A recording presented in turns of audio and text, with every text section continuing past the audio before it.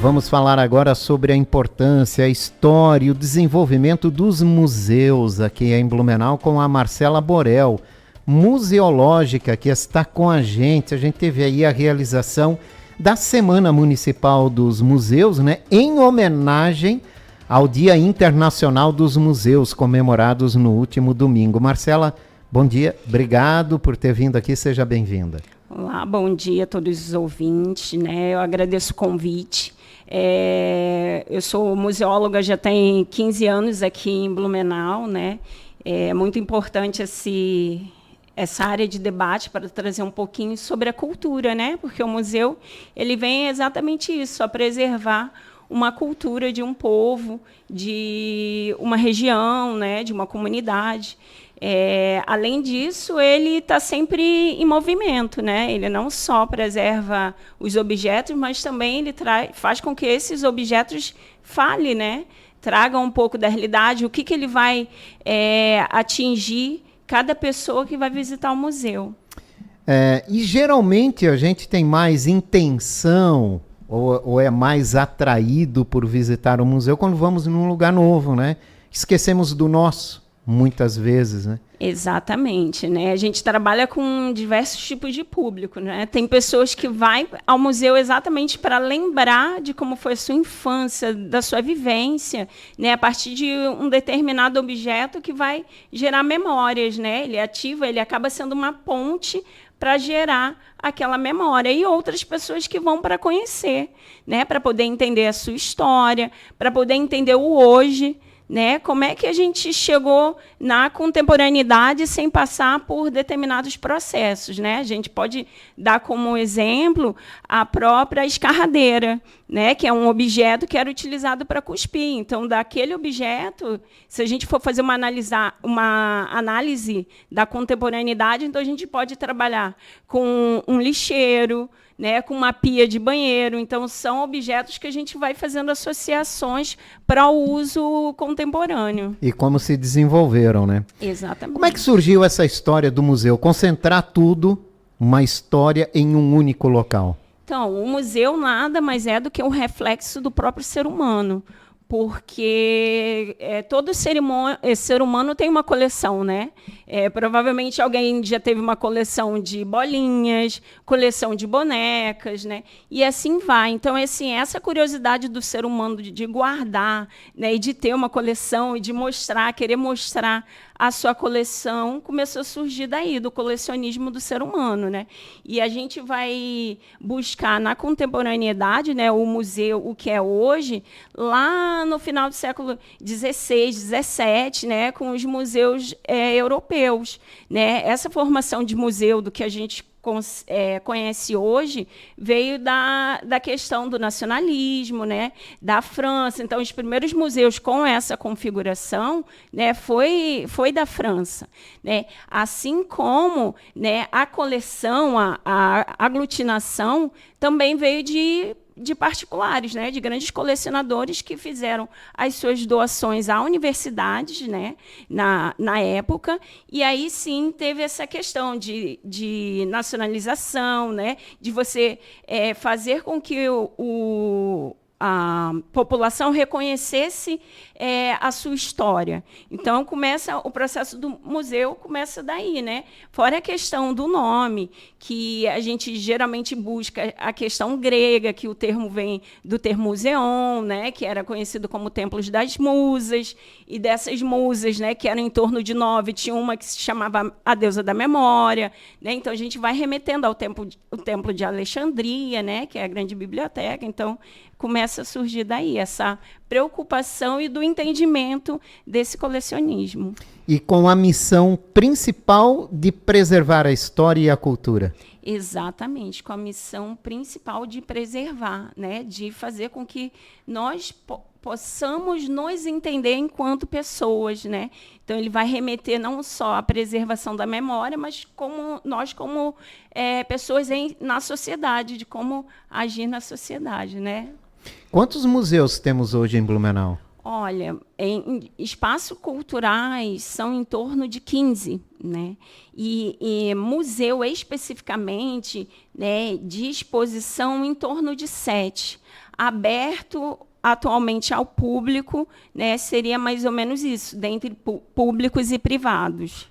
Para a gente relatar aqui para a nossa audiência, nós temos o Museu de Hábitos e Costumes, né?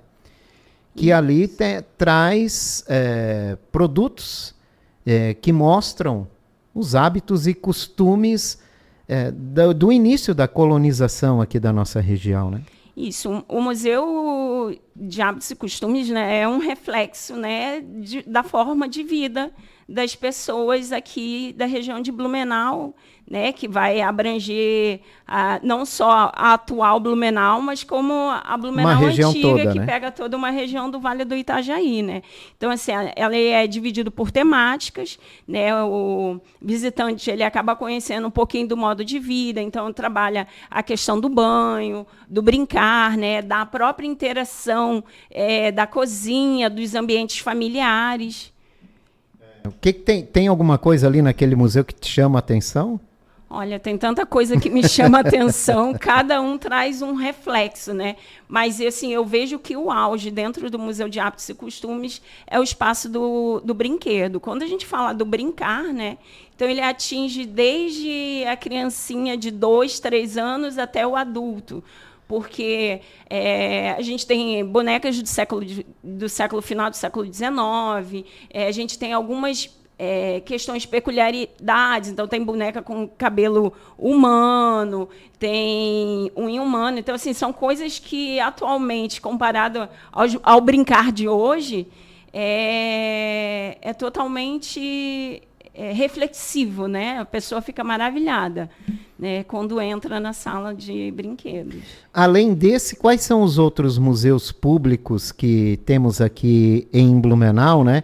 E o que eles trazem de curiosidade para o cidadão? Olha, atualmente temos o Museu de Arte Blumenau. Hoje, inclusive, ele está com exposições, né? A cada 3 meses há um fluxo de mudança de exposições. Então, a pessoa venha, que é arte contemporânea, então são artistas de várias regiões do país, né? A gente tem o Museu de Hábitos, o Museu da Família Colonial, né, que ele aborda um pouco da vivência dos primeiros moradores da cidade de Blumenau, né? Então, a pessoa vai poder conhecer o modo de vida, né? Então, são objetos do final do século XIX, tem objetos do próprio fundador da cidade, da família do fundador da cidade, né? Como o óculos do Dr. Blumenau. Tem, inclusive, uma exposição temporária que conta um pouco sobre a vida do fundador da cidade, né? Permeia um pouco sobre o contexto histórico. A gente tem o Mausoléu do Dr. Blumenau, que guarda os restos mortais do fundador e dos seus familiares. E a gente também tem o Museu de Rua, né? Ele foi sancionado no final do ano passado e, na verdade, onde ele preserva a Rua 15 de Novembro, né? Desde a Alameda Duque de Caxias a toda a Rua 15 de Novembro, né? Para exatamente trabalhar essa questão da vivência, do devir, né? Porque o museu está em constante atualização, inclusive as ruas, né, desde a sua preservação, né, então mistura um pouco da preservação do que foi o início da colônia até a atualização do que é hoje Blumenau. Exatamente. E quais são os maiores desafios para tornar o museu acessível a todos?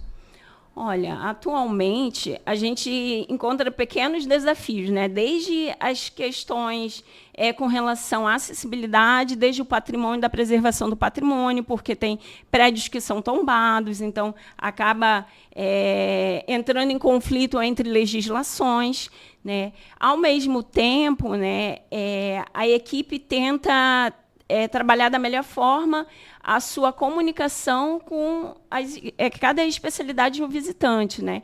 Então, a gente tem, no Museu da Família Colonial hoje, por exemplo, algumas adaptações feitas para receber, né, pessoas com mobilidade reduzida. A gente tenta trazer a questão do áudio-guia, né, para poder a pessoa ter o contato, entender uma audiodescrição de como que é, né, para o cego. A gente fez algumas atualizações de livro tátil, né? Então, para que a gente tenta atingir todo o tipo de público, né? E a gente está em constante aprendizado.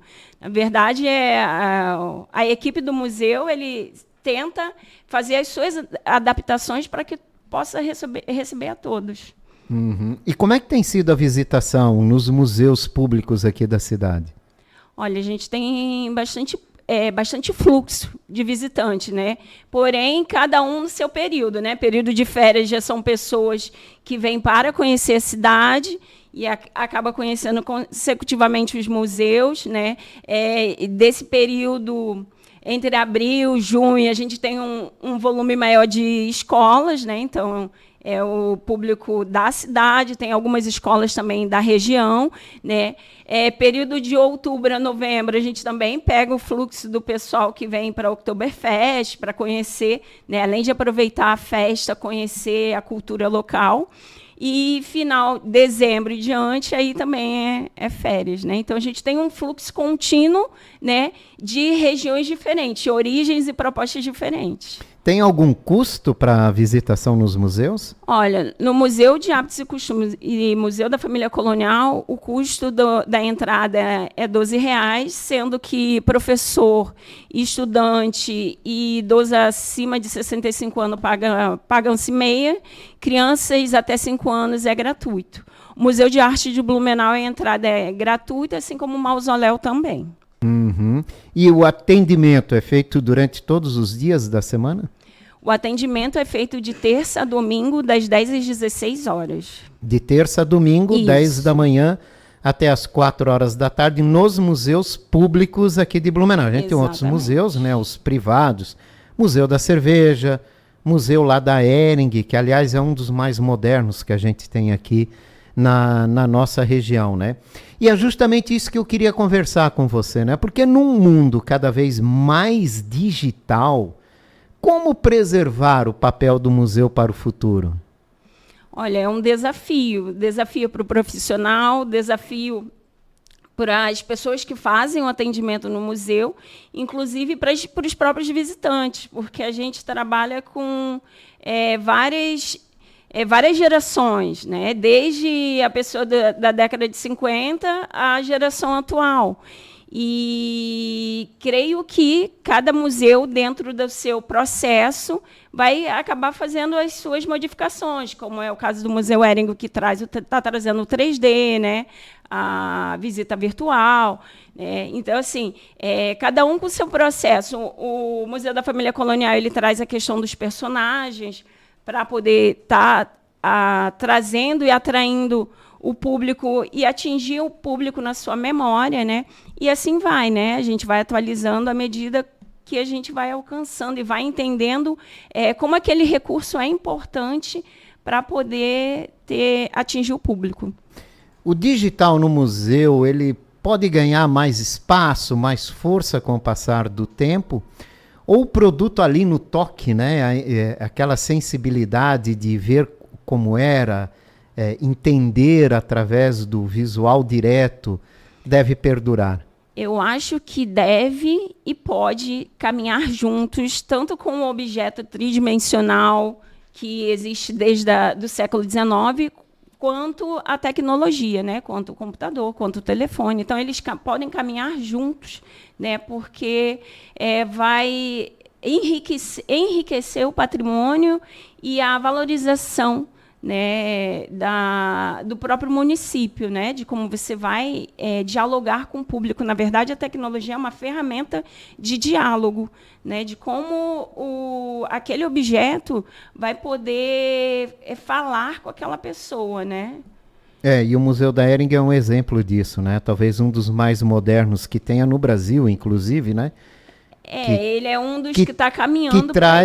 Que traz esses dois pontos, né? A modernidade com o passado ali, né? Exatamente. É isso que é o importante, né? Você preservar o tridimensional, porque muitas vezes isso vai fazer com que atinja aquele lugarzinho da memória, aquela memória daquela pessoa que talvez não esteja tão habituada à tecnologia e, ao mesmo tempo, a tecnologia vai fazer com que aquele público que está altamente acostumado com tecnologia tenha um respeito, tenha um olhar sobre aquele objeto.